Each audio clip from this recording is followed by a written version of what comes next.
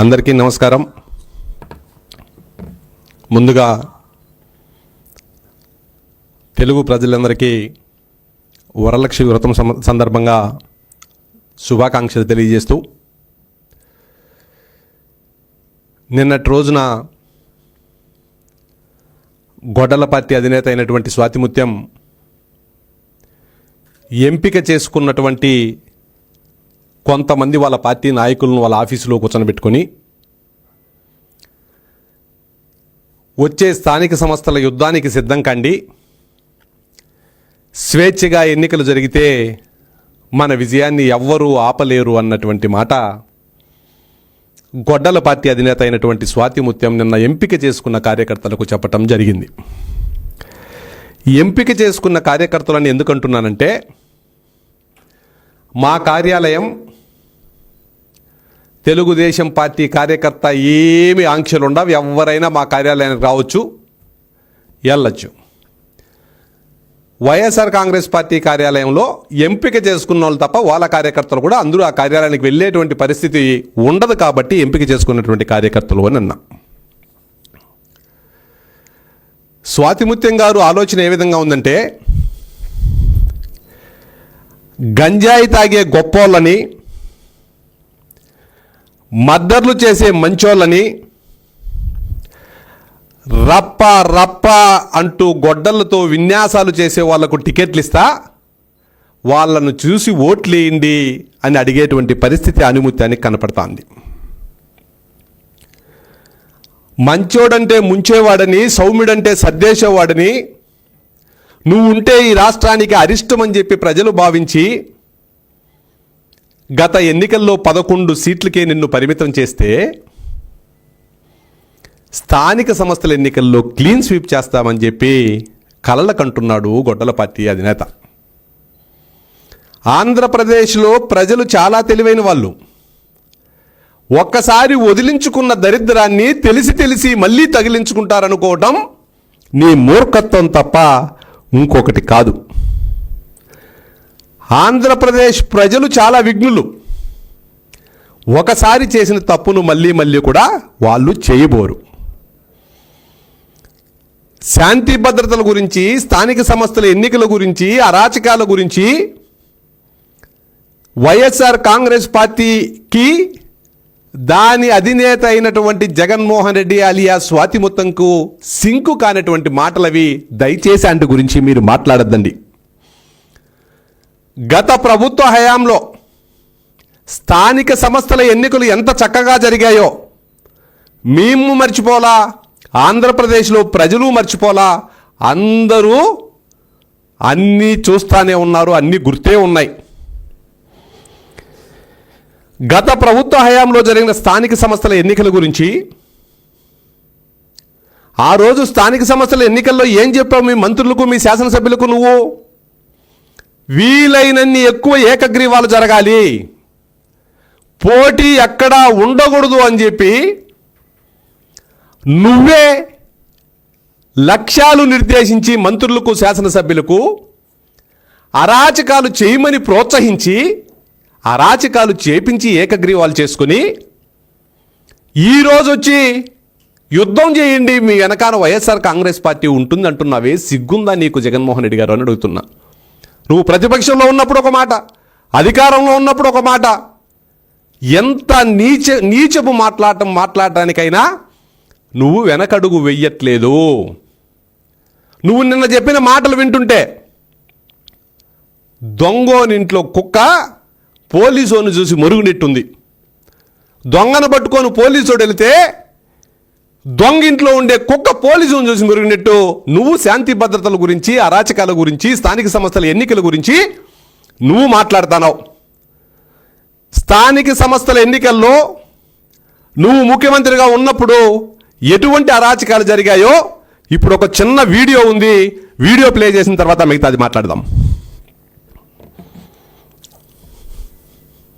ఈ మోకలను రంగంలోకి దించారు. ఎన్నిపోతారు ఎమ్మెల్యే కొడుకులో మీరు చెప్తే వెళ్ళిపోతుంది అని మయ్యంతా కొట్టినారు, వీటి పుట్టినట్లు పూర్తి కొట్టినారు.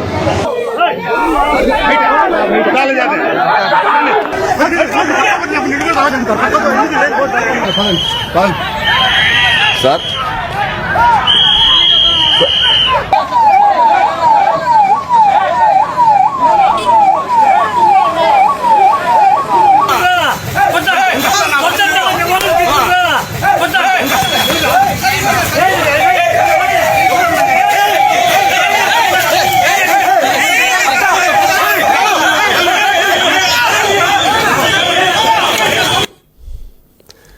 ఇందాక వీడియో చూశారు.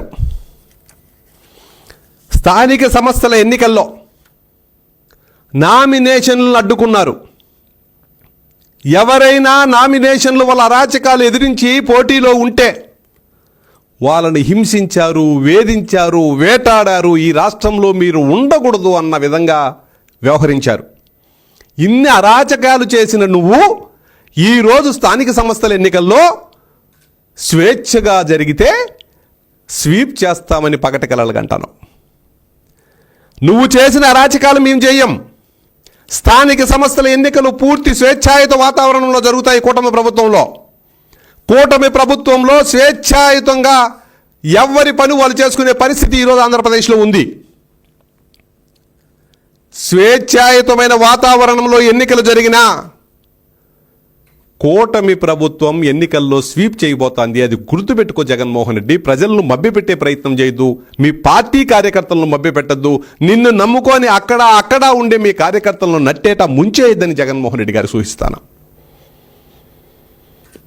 ఇదే విధంగా మోసం చేశావు రాష్ట్రంలో ఉండే మీ పార్టీ కార్యకర్తలను, నాయకులు అందరినీ. సిద్ధం సభలు పెట్టావు. వై నాట్ 175 అన్నావు. కుప్పంలో మేము మున్సిపాలిటీ గెలిచాం, కుప్పం అసెంబ్లీ కూడా మాదే అన్నావు.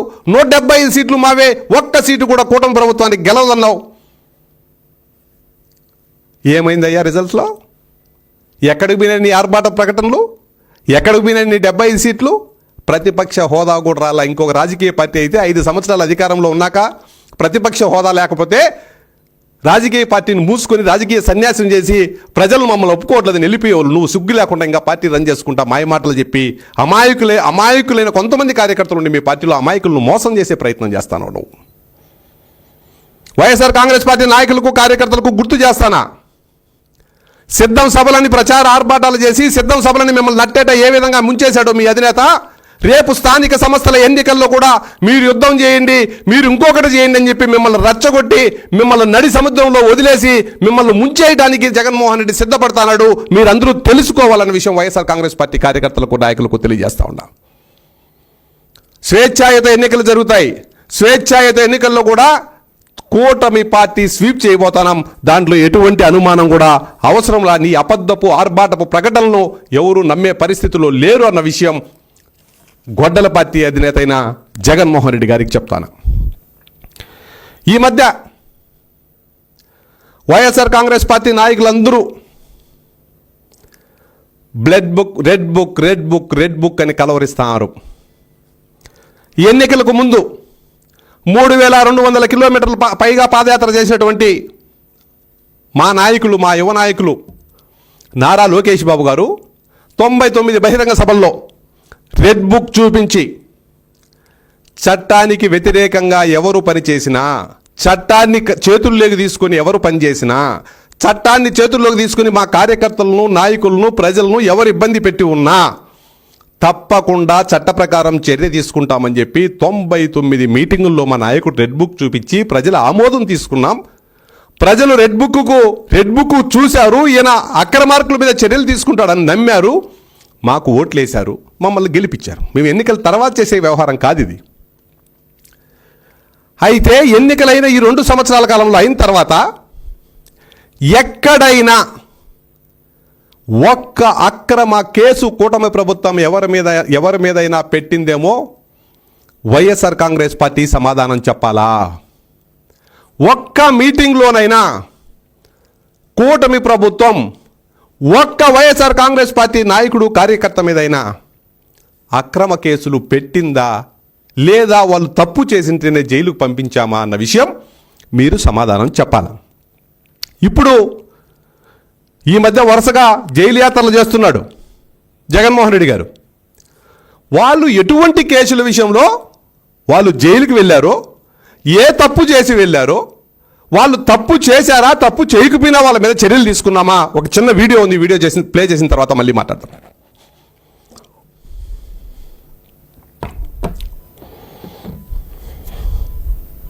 భూమి కబ్జా కుట్ర కేసులో ప్రధాన నిందితుడు వైసీపీ మాజీ ఎమ్మెల్యే బొల్లా బ్రహ్మనాయుడు అరెస్ట్ అయ్యారు. తమిళనాడులోని కాంచీపురంలో బ్రహ్మనాయుడును నార్సింగ్ పోలీసులు అదుపులోకి తీసుకున్నారు. బ్రేకింగ్ న్యూస్ చూస్తున్నారు.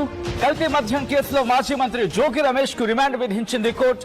వైసీపీ మాజీ మంత్రి సిదిరి అప్పలరాజును పోలీసులు అరెస్టు చేశారు. గొర్రెల కాపరి దానయ్య యాక్సిడెంట్ కేసులో సాక్ష్యాలను తారుమారు చేశారన్న ఆరోపణలపై అప్పలరాజును కాసేపుగా పోలీసులు అదుపులోకి తీసుకున్నారు. కర్నూలు జిల్లా ఆలూరులో రాజకీయ రగడ భగ్గుమంది. వైసీపీ ఎమ్మెల్యే విరూపాక్షి రౌడీజంతో రెచ్చిపోయారు. ఇసుక వివాదం నేపథ్యంలో మంది మార్బలంతో వెళ్లిన ఎమ్మెల్యే టీడీపీ కార్యకర్తల ఇళ్లపై దాడికి దిగారు. దళిత మహిళను వివస్త్రం చేసి వీరంగం సృష్టించడంతో ఎమ్మెల్యే ఆయన అనుచరులపై ఎస్సీ ఎస్టీ అట్రాసిటీ కేసు నమోదు చేసి అరెస్టు చేశారు. గుంటూరు తూర్పు వైసీపీ మాజీ ఎమ్మెల్యే ముస్తఫా అరెస్ట్ అయ్యారు. గుజరాత్ లో ముస్తఫాను నూజివీడు పోలీసులు అదుపులోకి తీసుకున్నారు. పరారీలో ఉన్న ముస్తఫా కుమారుడు బషీర్ కోసం ముమ్మరంగా గాలిస్తున్నారు. నూజివీడులో ముస్తఫా ఆయన కుమారుడిపై కిడ్నాప్ కేసు నమోదైంది. దీంతో పాటు ఎస్సీ ఎస్టీ అత్యాచార నిరోధక చట్టం కింద కూడా కేసు నమోదు చేశారు పోలీసులు. డ్రైవర్ సుబ్రహ్మణ్యం హత్య కేసులో సాక్షులను బెదిరించిన కేసులో వైసీపీ ఎమ్మెల్సీ అనంతబాబును పోలీసులు అరెస్ట్ చేశారు. బెయిల్ పిటిషన్ పై విచారణ కోసం అనంతబాబు ఆయన భార్య లక్ష్మీదుర్గ రాజమహేంద్రవరం కోర్టుకొచ్చారు. కోర్టు నుంచి బయటకు రాగానే అనంతబాబును పోలీసులు అరెస్ట్ చేశారు. రెచ్చిపోయి నోరు పారేసుకుని సభ్య సమాజం తలదించుకునేలా సీఎం చంద్రబాబుపై అనుచిత వ్యాఖ్యలు చేసిన వైసీపీ మాజీ మంత్రి అంబటి రాంబాబు అరెస్ట్ అయ్యారు. తీవ్ర ఉద్రిక్తల మధ్య అంబటిని పోలీసులు అదుపులోకి తీసుకున్నారు. మాజీ మంత్రి విడుదల రజని పీఆర్ఓ శ్రీకాంత్ ను పోలీసులు అరెస్ట్ చేశారు. శ్రీకాంత్ సోషల్ మీడియాలో అసభ్యకర పోస్టులు పెట్టినట్లుగా పోలీసులు గుర్తించారు. దీంతో పాటు వైసీపీ అధికారంలో ఉన్న సమయంలో జిల్లాలో అంగన్వాడీ కేంద్రాలకు సరఫరా అయ్యే కోడిగుడ్ల కాంట్రాక్టు ఇప్పిస్తానని రత్నారెడ్డి అనే వ్యక్తి వద్ద 28 లక్షలు వసూలు చేసినట్లుగా పోలీసులు గుర్తించారు. వైఎస్ భారతిరెడ్డి పీఏ వర్ర రవీందర్ రెడ్డిని పులివెందులలో అరెస్ట్ చేశారు కడప పోలీసులు. సోషల్ మీడియాలో వర్ర అసభ్యకర పోస్టులు పెట్టినందుకు ఆయన్ని అదుపులోకి తీసుకున్నారు. CM Chandrababu, deputy CM Pawan Kalyan, మంత్రులు లోకేష్, అనితలపై అసభ్యకర పోస్టులు పెట్టిన వర్ర రవీందర్ రెడ్డి వైసీపీ హయాంలో విచ్చలవిడిగా సోషల్ మీడియాలో నేతలను దూషించారు. ఇప్పుడు ఒక వీడియో మీరు చూశారు. వైఎస్ఆర్ కాంగ్రెస్ పార్టీ నాయకులకు ఒక సవాల్ విసురుతున్నా. ఈ కేసుల్లో ఇందాక మీరు చూసిన ఏ కేసులోనైనా వాళ్ళు తప్పు చేయకుండా కూటమి ప్రభుత్వం వాళ్ళ మీద చర్యలు తీసుకునిందేమో సమాధానం చెప్పాల కూటమి వైఎస్ఆర్ కాంగ్రెస్ పార్టీ. మాజీ శాసనసభ్యులు ముస్తఫా గారు కిడ్నాప్ చేసి నానా వీరంగం సృష్టిస్తే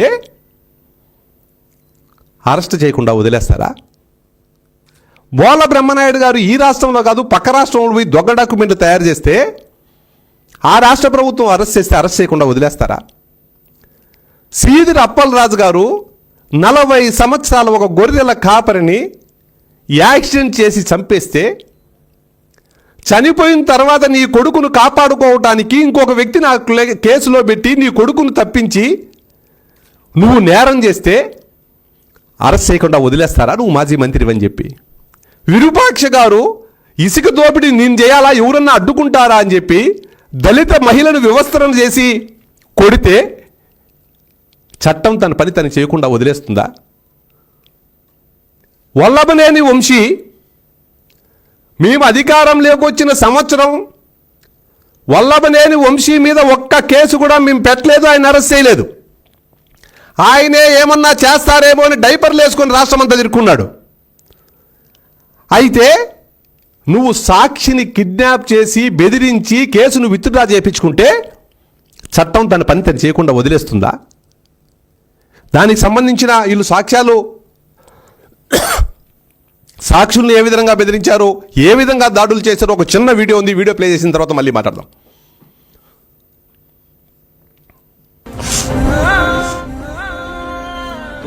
ఆ డాడీకి కనిపించక అమ్మ డాడీ వచ్చాడని ఇటు చూస్తాడు అటు చూస్తాడు.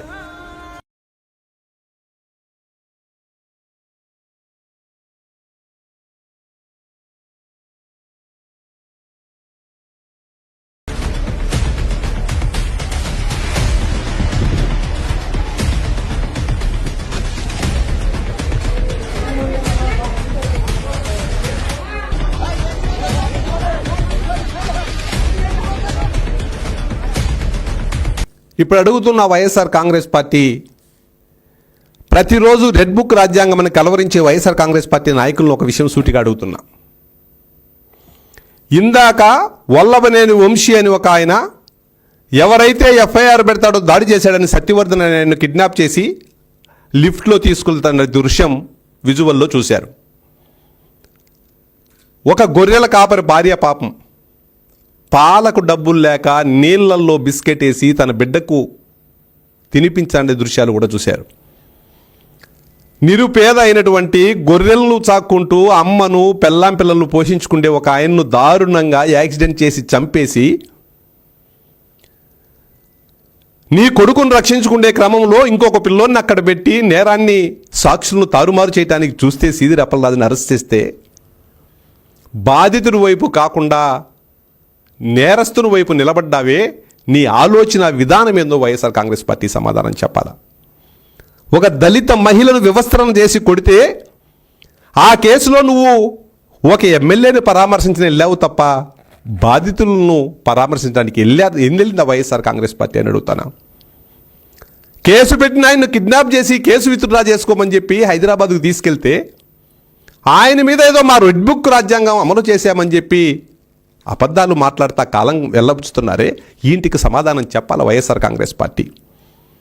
నేను వైఎస్ఆర్ కాంగ్రెస్ పార్టీని అడుగుతున్నా, ఎన్నికలకు ముందు ఏదైతే నారా లోకేష్ బాబు గారు 99 సమావేశాల్లో చెప్పారో, ఎన్నికలకు ముందు ఏదైతే చట్టాన్ని తమ చేతుల్లోకి తీసుకుని ఎన్నికలకు ముందు ఏదైతే మా కార్యకర్తలను కానీ ప్రజలకు కానీ ఇబ్బంది పెట్టారో వాళ్ళ మీద చర్యలు తీసుకుంటారని చెప్పి అనేక సమావేశాల్లో లోకేష్ బాబు గారు ఏదైతే చెప్పారో అదే చేసి చూపిస్తున్నాను తప్ప చట్టానికి లోబడే కేసులు పెడుతున్నాను తప్ప చట్టం నుంచి తప్పించుకుని పారిపోయే ప్రయత్నం చేస్తే కేసులు పెడుతున్నాం తప్ప అక్రమ కేసులు కూటమి ప్రభుత్వంలో ఒక్కటంటే ఒక్కటి కూడా మేము పెట్టమా, అవసరం కూడా మాకు లేదు అన్న విషయం తెలియజేస్తా ఉన్నాం. పదే పదే రెడ్ బుక్ రాజ్యాంగం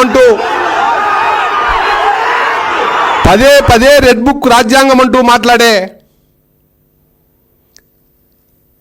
గొడ్డల పార్టీ అధినేత జగన్మోహన్ రెడ్డి గారు నీ 5 సంవత్సరాల కాలంలో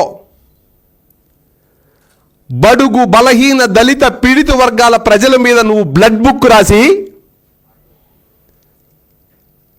ఈరోజు చట్టాన్ని చేతుల్లోకి తీసుకునే వాళ్ళ మీద రెడ్ బుక్ పనిచేస్తూ ఉంటే బ్లడ్ బుక్ రాసిన నువ్వు రెడ్ బుక్ను చూసి భయపడి ఏదేదో పిచ్చి మాటలన్నీ మాట్లాడుతున్నావు. నీ బ్లడ్ బుక్ను ఎవరు మర్చిపోలేదు ఆంధ్రప్రదేశ్లో, ప్రజలు అది గుర్తుపెట్టుకోవాలని తెలియజేస్తాను. సాక్షాత్తు మా పార్టీ అధ్యక్షులు మాజీ ముఖ్యమంత్రి వర్యులు Z+ కేటగిరీ ఉండే వ్యక్తి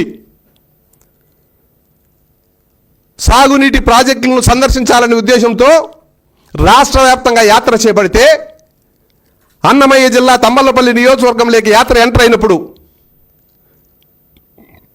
మా అధినేత మీద దాడి చేసిన వీడియో ఒకటి ఉంది, అది చూసిన తర్వాత మాట్లాడదాం.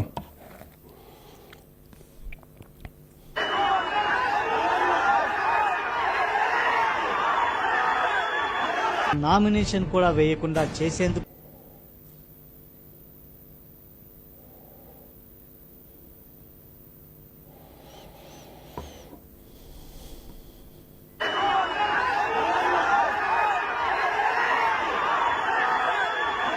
నామినేషన్ కూడా దించారు. మా Z+ కేటగిరీ ఉండే మాజీ ముఖ్యమంత్రి వర్యుల మీద రాళ్ల దాడి చేస్తుంటే NSC సెక్యూరిటీ అడ్డం పడతాండేటువంటి విజువల్స్ మీరు చూశారు. ఇప్పుడు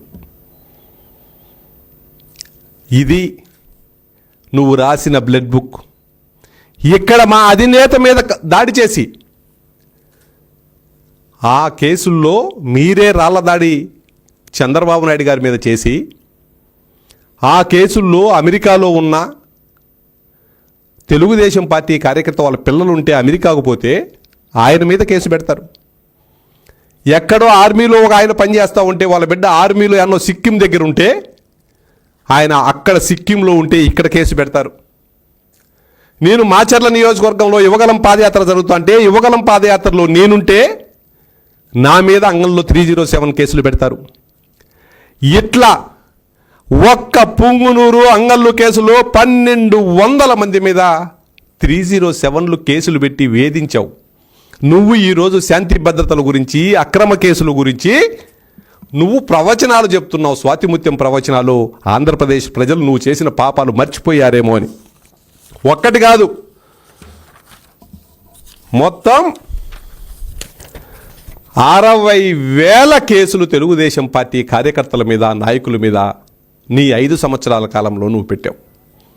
60,000 కేసులు. 60,000 కేసులు. బాబు గారి మీద 2 హత్యాయత్నం కేసులు పెట్టారు. లోకేష్ గారి మీద 23 కేసులు. ఇట్లా తెలుగుదేశం పార్టీ నాయకులందరి మీద, నాని గారి మీద 28 కేసులు, చింతమనేని గారి మీద 14 కేసులు, కొల్లు రవీంద్రపై 25 కేసులు, అయ్యన్నపాత్రుడు గారిపై కేసులు, చల్లాబాబు రెడ్డిపై 17 కేసులు, ధూళిపాల నరేంద్రపై 16 కేసులు, రఘురామకృష్ణరాజు గారిపై 11 కేసులు, బీటెక్ రవిపై 9 కేసులు, అచ్చెన్నాయుడిపై 21 కేసులు, ఎస్సీ ఎస్టీల మీద కూడా ఎస్సీ ఎస్టీ కేసులు. ఇన్ని కేసులు పెట్టి తెలుగుదేశం పార్టీ కార్యకర్తలను హింసించి, వేధించి, వికృతానందం పొందిన నువ్వు ఈరోజు చట్ట ప్రకారం ఎవరు తప్పు చేస్తే వాళ్ళను కూటమి ప్రభుత్వం శిక్షిస్తూ ఉంటే నిత్యం రెడ్ బుక్ రాజ్యాంగం ఏదో జరిగిపోతుందని ఒక భ్రమను క్రియేట్ చేసే ప్రయత్నం చేస్తుంది వైఎస్ఆర్ కాంగ్రెస్ పార్టీ. నేను ఇప్పుడు సాక్ష్యాధారాలతో సహా చూపించా ఎవరిని అరెస్ట్ చేశారు, ఎందుకు అరెస్ట్ చేశారు. ఇందాక వాళ్ళ ప్రభుత్వంలో జరిగిన కేసుల గురించి కూడా చెప్పా. అమెరికాలో ఉండే వాళ్ళు వచ్చి అంగల్లో, పుంగనూరులో హత్యాయత్నం కేసులు, మాచర్లో ఉండే నేను అంగల్లో పోయి హత్యాయత్నం చేశానంట. ఇట్లా వందలాది ఉదాహరణలు. ఒక్క చిన్న ఇన్సిడెంట్ జరిగితే 500, 600, 1000 మంది మీద కేసులు పెట్టి హింసించి, వేధించి తెలుగుదేశం పార్టీ నాయకత్వాన్ని నిర్వీర్యం చేయాలనే ప్రయత్నం అడుగడుగునా నువ్వు చేసి తప్పు చేసిన వాళ్ళ మీద చర్య తీసుకుంటా అంటే రెడ్ బుక్ రాజ్యాంగం అంటూ ప్రగల్భాలు పలుకుతున్నావు. నువ్వు ఎన్ని పలికినా జగన్మోహన్ రెడ్డి, నువ్వు రాసిన బ్లడ్ బుక్ను ఎవ్వరూ మర్చిపోరు. రెడ్ బుక్ తీసుకుంటా అంటే చర్యలను అందరూ హర్షిస్తారు, నీ బ్లడ్ బుక్ను ఎవరూ మర్చిపోరు. కాబట్టి స్థానిక సంస్థల ఎన్నికల్లో నువ్వు మీ కార్యకర్తలను రెచ్చగొట్టి యుద్ధం చేద్దాం, మీ ఎమ్మెల్యేలకు, మీ ఇన్ఛార్జీలకు ఒక్క చోట ఏకగ్రీవమైనా మీకు టికెట్ ఇచ్చేది ఆలోచిస్తా, ఒక్క ఏకగ్రీవం జరిగినా మీ ఫెయిల్యూర్గానే భావిస్తానని పదే రెచ్చగొట్టే ప్రయత్నం చేస్తాను. అధికారంలో ఉన్నప్పుడు వీలైనన్ని ఎక్కువ ఏకగ్రీవాలు జరగాలి. ఇప్పుడు ఒక్క ఏకగ్రీవం జరిగినా ఒప్పుకోను. నీ బతుకంతా అవసరానికి ఒక మాట మాట్లాడి వాడుకొని వదిలేయటమే నీ బతుకు తప్ప ఇంకొకటి కానే కాదు. ఎందుకంటే అవసరానికి తల్లిని, చెల్లిని వాడుకొని వదిలేసినట్టు కార్యకర్తలను కూడా వాడుకొని వదిలేయాలని చెప్పి నువ్వు అడ్డుకుంటారు.